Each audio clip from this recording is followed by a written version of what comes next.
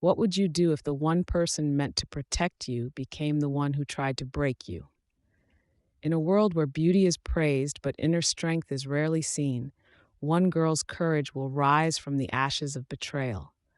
They said beauty lived in the eyes of the beholder.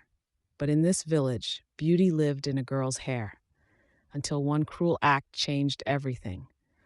A jealous stepmother, a royal festival, a bald-headed girl who would teach a kingdom the true meaning of grace. This is not just a story. This is a lesson for every soul that has ever been overlooked, betrayed, or underestimated. In the green, sun-warmed valleys of Besies, a quiet village nestled between forest and farmland, lived a humble cocoa farmer named Kojo Badu. Kojo had one daughter, Adwoa, a girl born on a Monday, under the dancing light of a harmattan moon.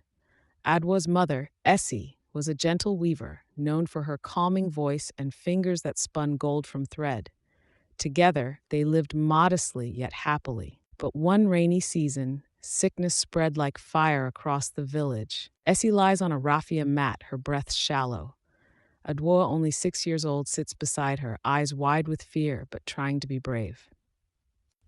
Mama, when will you be strong again? I want you to walk with me to the stream, like before. Essie, I will walk with you. In other ways, my child. Even when you cannot see me, listen to the wind. That is me. Watch the moon, she is my sister. And your heart, I will live there always. He asked, but how will I know what to do when you're not here?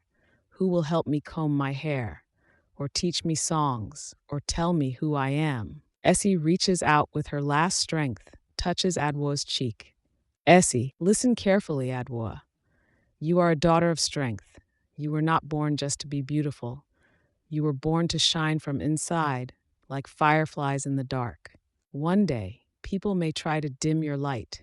They may laugh at you. They may even try to break you. But promise me something. What, Mama? Never bow your head in shame, not even if they take everything. Not your clothes, not your hair, not your voice. Your beauty is not here, she tugs Adwoa's braid. It is here. She gently places her palm over Adwoa's chest. Keep it safe. Adwoa. I promise, Mama. They sit in silence as a single bird calls from the trees. Then gently, Essie closes her eyes for the last time, her hand still in Adwoa's. Fever claimed Essie's life within days. She was buried with her loom and her favorite kente wrapper, leaving behind a grieving husband and a heartbroken 6-year-old girl. Kojo tried his best. He plaited Adwoa's hair with trembling hands. He taught her how to shell cocoa pods, how to tie a head wrap, how to carry water on her head without spilling a drop. But village tongues wagged.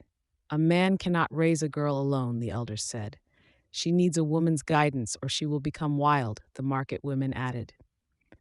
Kojo resisted for years, until one day, during the Adwoa festival, he returned with a new wife, a woman named Mami Serwa.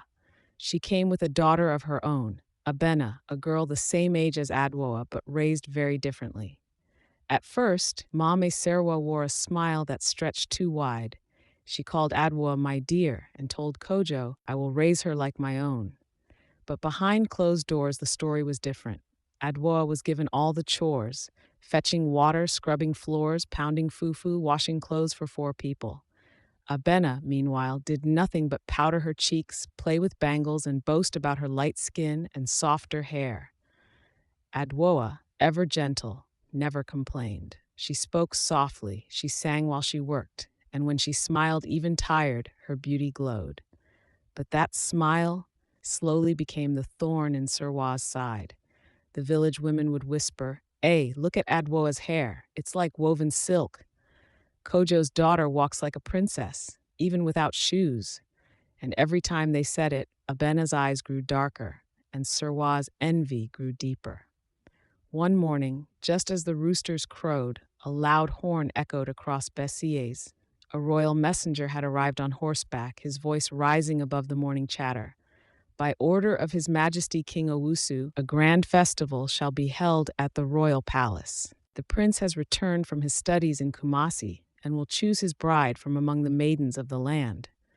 Excitement exploded like fireworks. Girls screamed. Mothers began preparations before the sun fully rose. Tailors and bead makers doubled their prices. The village was electric. Adwoa said nothing, but in her heart a small spark of joy lit up. Kojo, watching her from the farm's edge, said, Adwoa, your mother would have woven the finest dress for this day. They both fell silent, then smiled softly. But in the next room, Serwa was pacing. Abena had just thrown herself onto her sleeping mat, weeping. I don't want to go if Adwoa is going too. The prince will look at her, not me. Serwa clenched her jaw, then we'll make sure he has no reason to look at her. Days passed. Preparations continued. Adwoa spent her spare time weaving a simple dress with fabric from her mother's old chest. She polished her sandals, oiled her skin, and braided her long dark hair each night. One evening, under the soft moonlight, Adwoa sat beside her favorite tree, rubbing coconut oil into her scalp. She had no makeup, no beads, but she radiated peace. That night, as the village slept, Serwa tiptoed into her stepdaughter's room.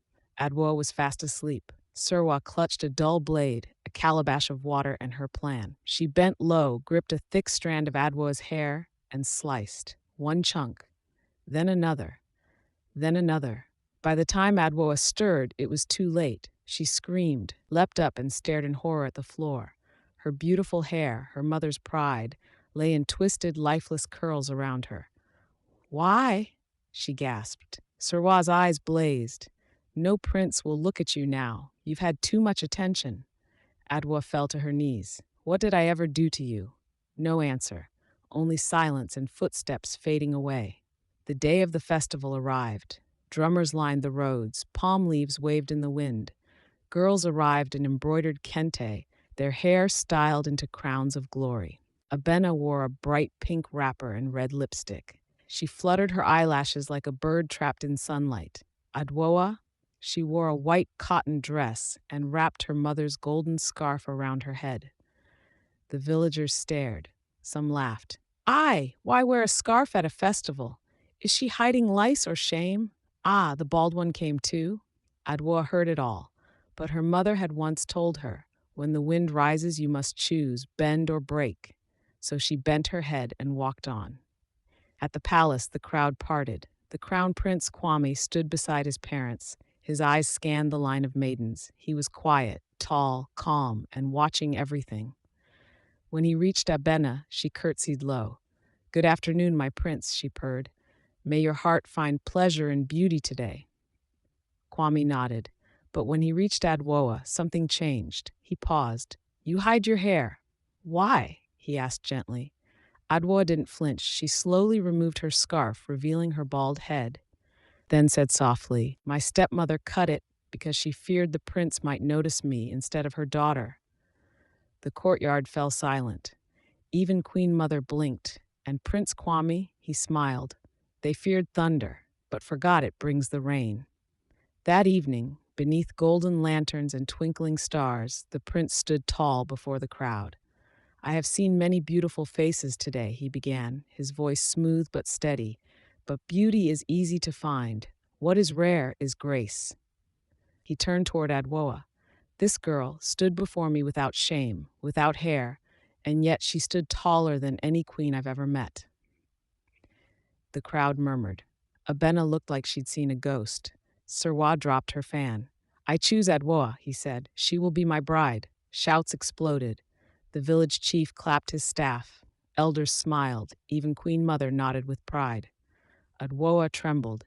But I am only a farmer's daughter, she whispered. I have no mother, no dowry, not even hair. The Queen Mother stepped forward, wrapped her shawl around Adwoa's shoulders, and said, My daughter, you have something even queens envy. Dignity. Back in Basis, Kojo wept tears of joy. My daughter, my Adwoa, the gods did not forget you. Adwoa wept too, not for the crown, but for every night she thought she wasn't enough. Serwa, now exposed, was summoned before the king. He looked her in the eyes and declared, For the crime of envy and cruelty, you shall be banished from palace grounds. Let this be a warning. Those who try to bury light will burn in its return. Abena left the palace in shame, and in time learned humility. Adwoa married Prince Kwame in a royal ceremony that united not just hearts, but villages. She used her royal position to build schools, sponsor poor girls, and ban appearance based judgments in all festival traditions. Every year at the Festival of Maidens, she would remove her crown and walk bald headed through the crowd. To remind the world, she said, that beauty begins inside. You can cut someone's hair, but you can never cut their destiny. Mame Serwa and Abena had been sent away to live in a modest compound on the outskirts of the village. No servants, no gifts, no power. Each day they heard stories of Adwoa's kindness, how she visited orphaned girls with food and books, how she sat with widows during Harmattan nights, how she created a scholarship fund in her mother's name. Abena sat one evening plaiting her own hair in silence. She had once believed that beauty came from skin creams and gold earrings. Now she saw how ugly her envy had made her. She had nothing, Abena whispered, yet she gave more love than we ever did. Mame Serwa, once proud and manipulative, stared out the window. I cut her hair, she said bitterly, but I couldn't cut her crown. Her voice broke. All these years we tried to ruin her.